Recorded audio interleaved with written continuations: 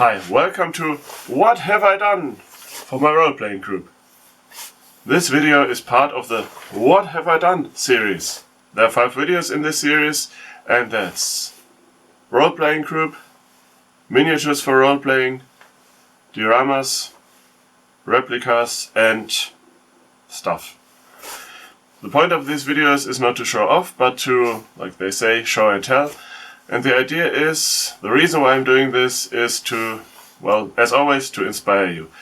And if you get inspired and do something based on what I show or tell, then please let me know, share pictures or videos with me, and I'd love to see and I'd love to share. So, without further ado, let's have at it. So, like I said, this video is about props or items that I've made from a role-playing group, and to illustrate the point, and let me add, I have made more, but there's stuff in a box in the attic which I have managed to find, so if there's really a lot of interest I might hunt it again, but well, I found some pieces. And to illustrate the point, my wife and a few friends, we used to do role-playing, Dungeons & Dragons style, which is fantasy role-playing at its core. You got the usual orcs, dragons and stuff, and you got a sheet of paper with all the statistics for a character, including gear. And, well, my wife played a character that had a big-ass hammer.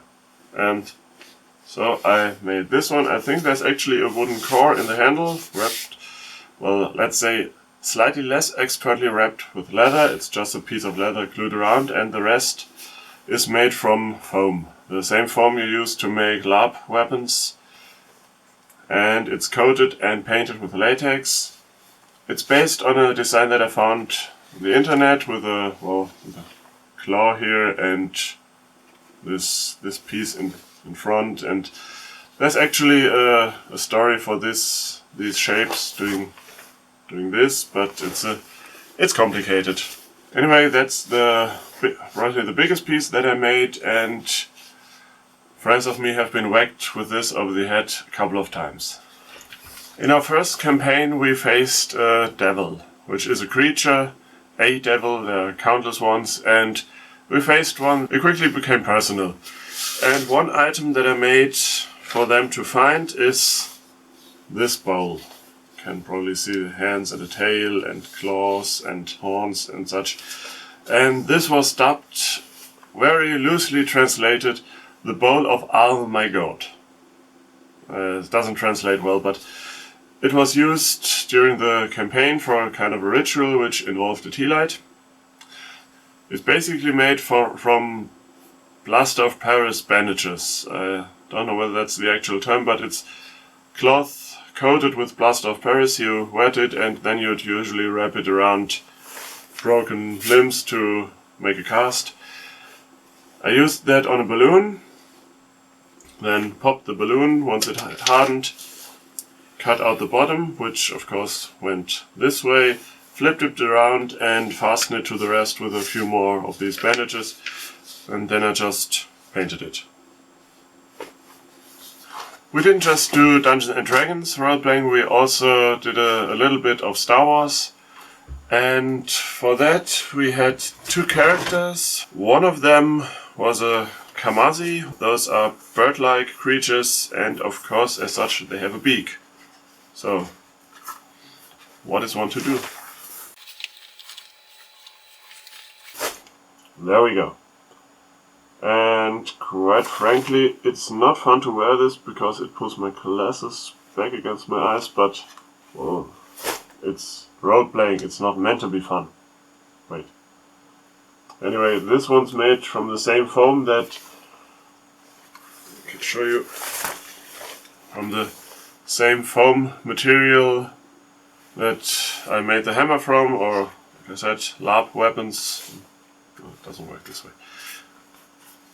And, well, just painted with latex.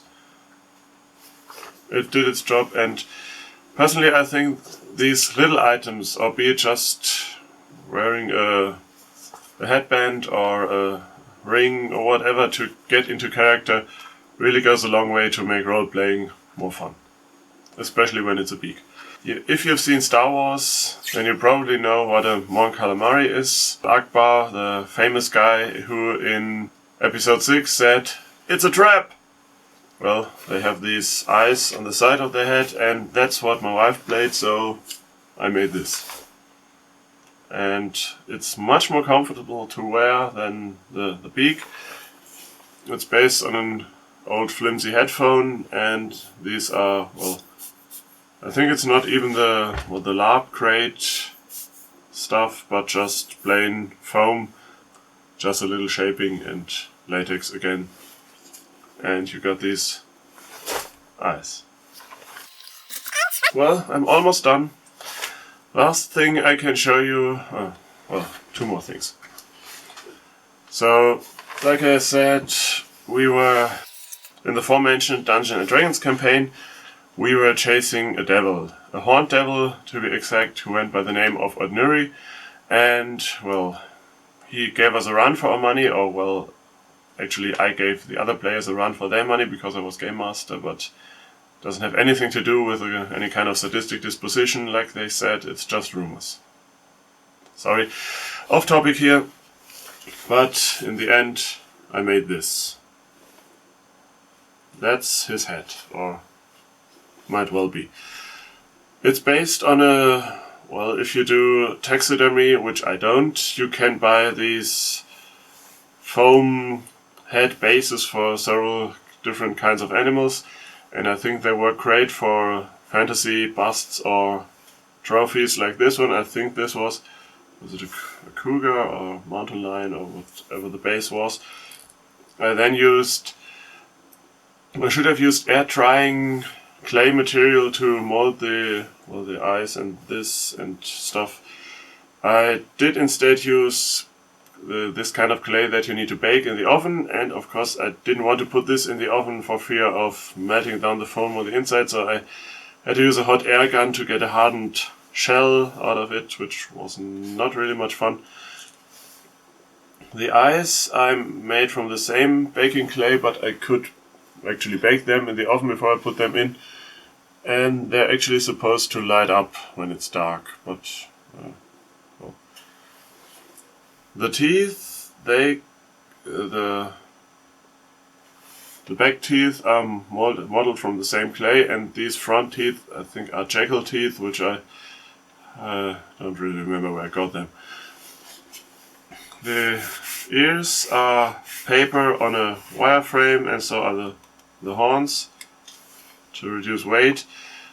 One problem I had with this, and the reason why I refrained from using acrylic paint for a while, was that it didn't really dry, the one that I used, and I had to rub it off with lots of cloth and start over with new paint, which did kind of dry, although this one is still a little tacky, and I can't actually tell you why, because on top it's perfectly dried. Well, it's hanging on the wall, it doesn't get touched, and yes, that's wood. It's just a plain old board cut to this blade or shield shape, and then I think it's an OG on the side, or now it's just a round over. Let's set in. Anyway, well, bye bye Odnuri. So that's about it for this video, for the role-playing aids or props or whatever, and I hope they were nice to behold. To behold! Yeah, and there's that one. If you know Dungeons and Dragons, then you might know of the Beholder. If you don't, the Beholder is a pretty iconic monster. It has one big eye up front, lots of teeth, and a lot of smaller eye stalks, which basically allow it to look all around. And I think we never really used it in our role playing, but I just had fun making it and I just had to share. Yeah. This one is one of those acrylic half balls that you can buy, put two together and you get a full ball, but this one, well, with a little masking tape made for spraying the eye, and there goes golden paint on the inside. The idea at first was to be able to look through this, but it never really worked out, and when I tried scratching off the paint, I scratched this so well, there is no looking through anymore. Instead, there are 2 rows of teeth made from some kind of plastic, and between that there's this fly screen, and that's where I can look through. Let's stay down. The whole piece is made up from leather scales. There is no actual structure except for the leather, and it works quite well. The scales are glued together here. And these eye stalks are made from PVC tubing, just bent with a hot air gun. To connect them here I used more of the white sheet material with a hole in it and just glued them together so they can still turn. And there's some foam in here to make it easier to wear. And now that's really about it. Thank you for watching. Let me know in the comments down below what you like most or dislike most. If you have any questions, then leave them down there as well. And just in case this inspires you to make something of your own, maybe pick up role-playing or do something for the group you already have, then please share, let me know. And as always, remember to be inspired. I didn't, because I used to be the Game Master. Outtake. So like I said.